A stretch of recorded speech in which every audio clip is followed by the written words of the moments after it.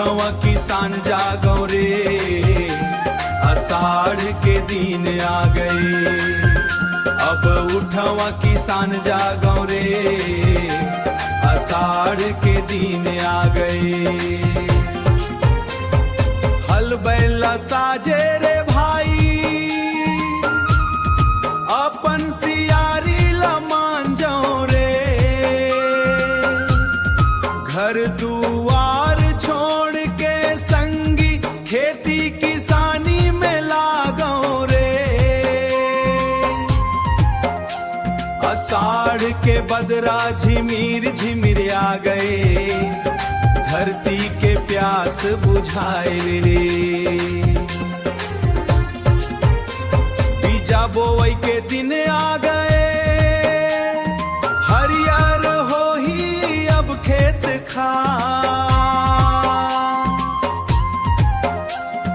मेहनत के फल पाही किसान, खुशहाली के करबो सिंगार। अब उठवा किसान जागो रे, आषाढ़ के दिन आ गए। आषाढ़ के बदरा झिमिर झिमिर आ गए, आषाढ़ के बेर आ गए।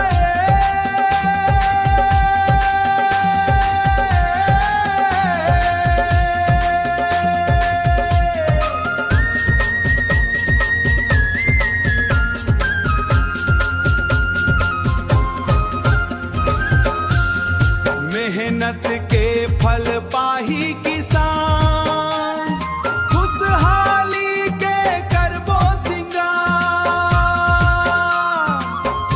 अब उठवा किसान जागो रे,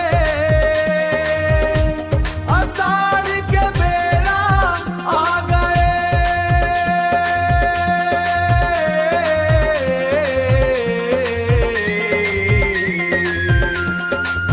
जागो रे किसान जागो रे, जागो रे किसान जागो रे।